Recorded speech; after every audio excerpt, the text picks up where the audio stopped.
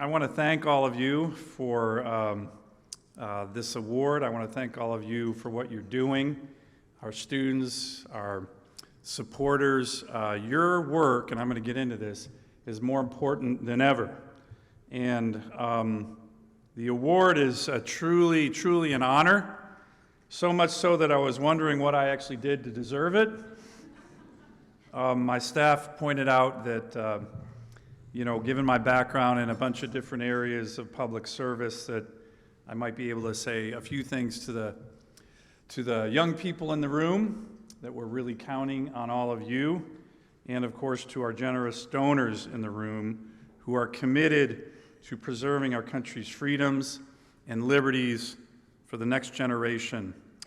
I do want to say one of the things that I admire most about the Fund for American Studies is that the teaching of the principles that the focus all of you have is not just on limited government and free enterprise, but also on the need for what you call, quote, honorable leadership.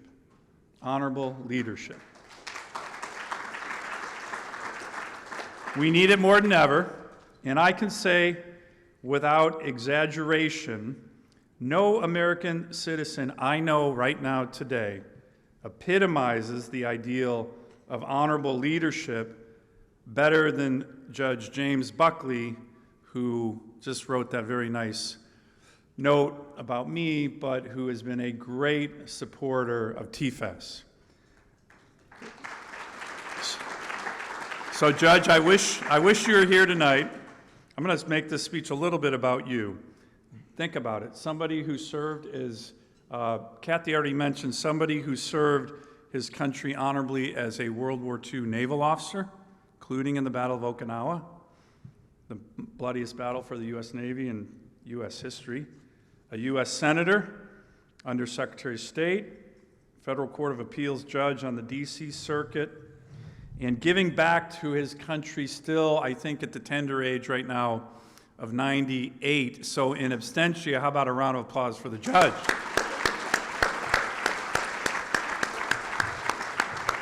So I've known the judge for almost 30 years, a man of class, dignity, humility.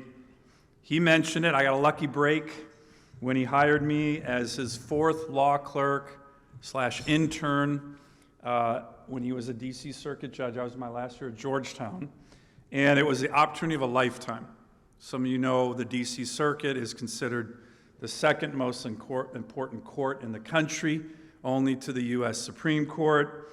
You look at all the judges who served on to become Supreme Court justices, Thomas, Scalia, Ginsburg, Roberts, Kavanaugh, and so this is the court that I got to serve on.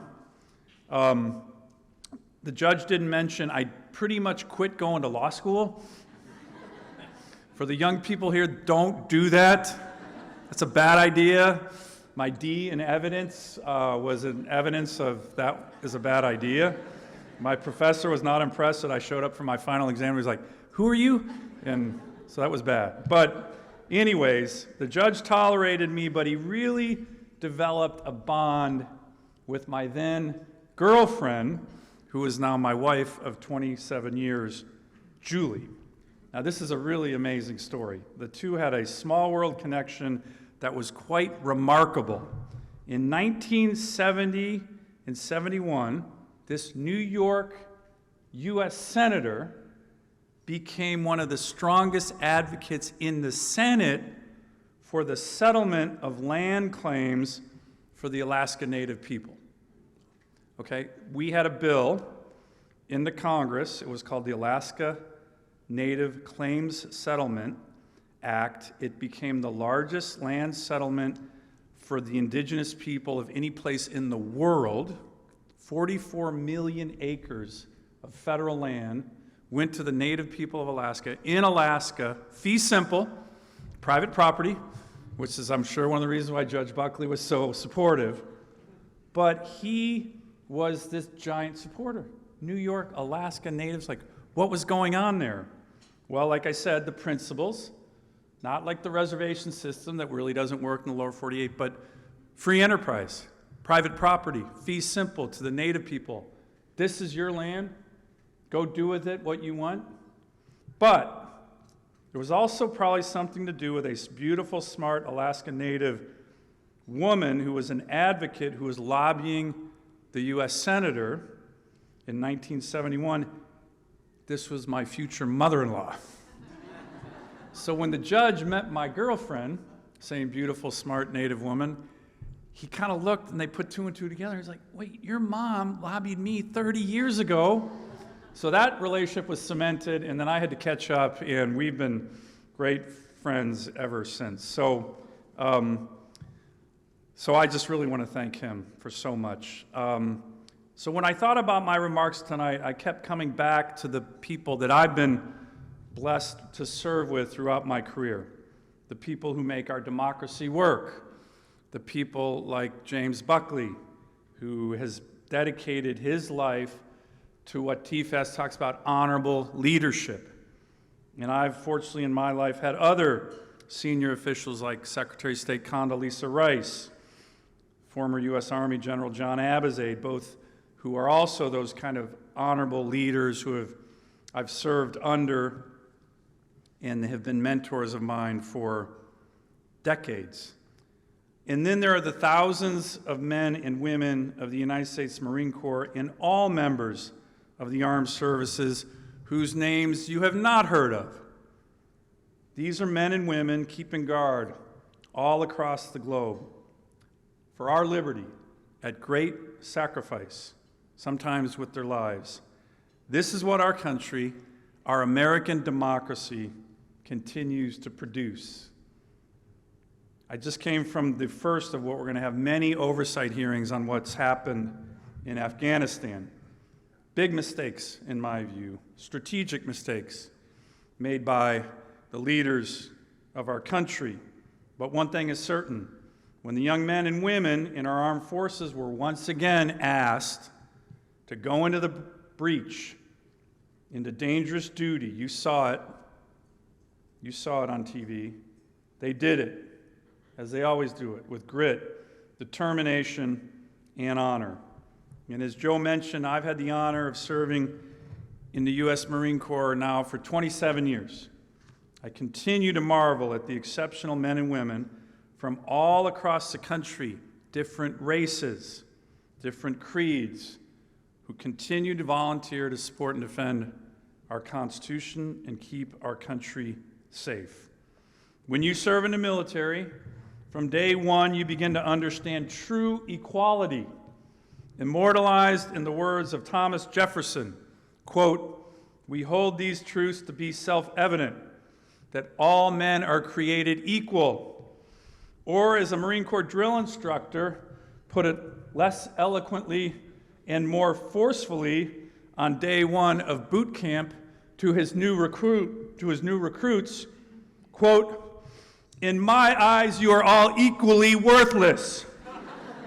My orders are to weed out all non-hackers who cannot serve in my beloved Corps. Do you maggots understand this?" So that's Marine Corps equality. But this type of service is also honorable leadership. And one of the many great things about America is how our nation produces millions of Americans each generation who answer this call and other noble calls to serve. I just finished up a week of Marine Corps duty at the Marine Corps Special Operations Command down at Camp Lejeune, North Carolina. My wife always says you can tell when I do Marine Corps duty because I get these haircuts where she says, every day in the Marine Corps is a bad hair day. So I'm sporting one of those right now. But MARSOC, as we call the Special Operations Command, has a Hall of Honor in its headquarters.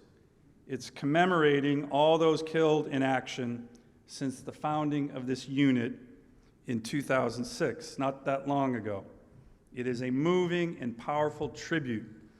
Over 30 photographs of strong, young Marines and sailors in the primes of their lives who volunteered to deploy overseas for dangerous duty to protect their fellow Americans. So we know we have Americans dedicated to protect our democracy.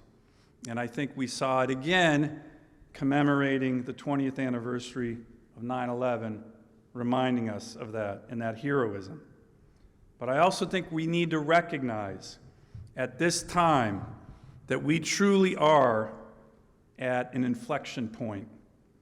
The battle of big ideas, particularly relating to forms of government, is once again upon us, both domestically and internationally.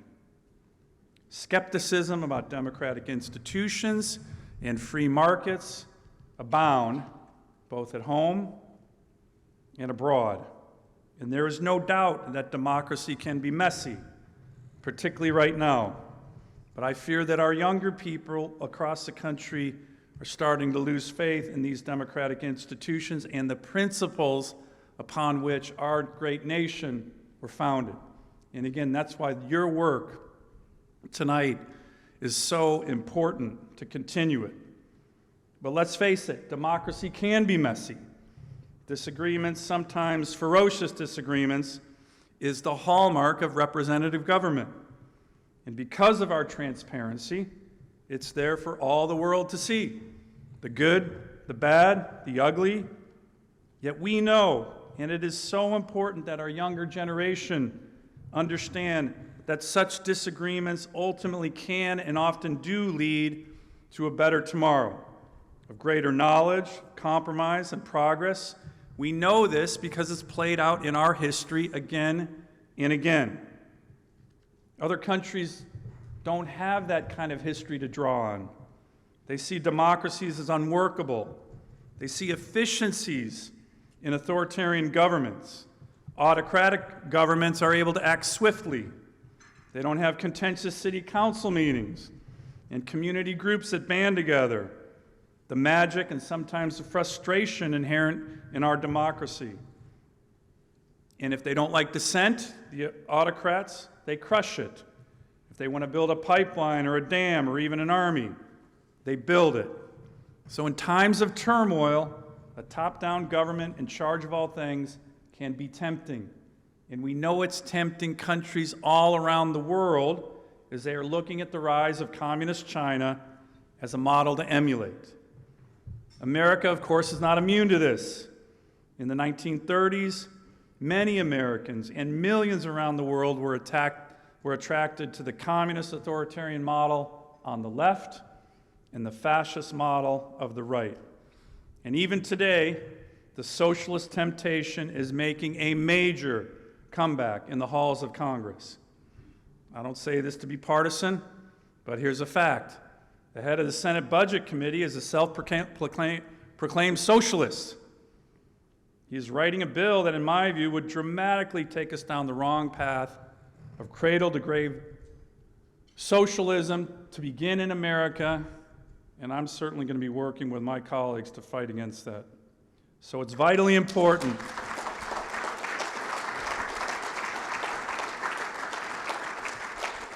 So it is vitally important to remember and thank organizations like the Fund for American Studies to remind our young people that authoritarian models of government ultimately collapse on themselves. Look at history. Look at Venezuela. Look at Cuba. And they can wreak death and destruction, especially for their own people. The last time authoritarian governments were truly on the march, the result was World War II. That war taught us many lessons, but perhaps none as important as the lesson that President Truman underscored in a 1945 speech, very underrated speech that I love, after returning from the Potsdam Conference. In that speech, he talked about how well we as a nation fought, how we had good generals, how we had good sergeants, how our country produced the materials for war. This, he said, was something that we knew as a nation already that we could do. But then he went on, and he said this, President Truman, the new thing The thing which we had not known, the thing we have learned now at the end of World War II and should never forget, is this: that a society of self-governing men is more powerful, more enduring, more creative than any other kind of society, however disciplined, however centralized, or however authoritarian. And he continued, quote, "We know that the basic proposition of the worth and dignity of man is not some sentimental aspiration or vain hope or empty piece of rhetoric. It is the strongest, most creative force present in the world." That's powerful. President Truman was right, of course. Indeed, the creative power of American democracy, limited government, free enterprise has done more to liberate men and women across the globe from tyranny and oppression. When you look at our history, think about it, hundreds of millions of people than any other force in human history. That is in large part thanks to the men and women of the United States military as well. But it's also thanks to so many groups like the Fund for American Studies and for the young people here that you are all helping to educate. So I want to thank you all again for all that you're doing. We need all of you, your commitment to American ideals of limited government, free markets, honorable leadership, now more than ever. And I really, really am honored by the award I received tonight. Thank you very much.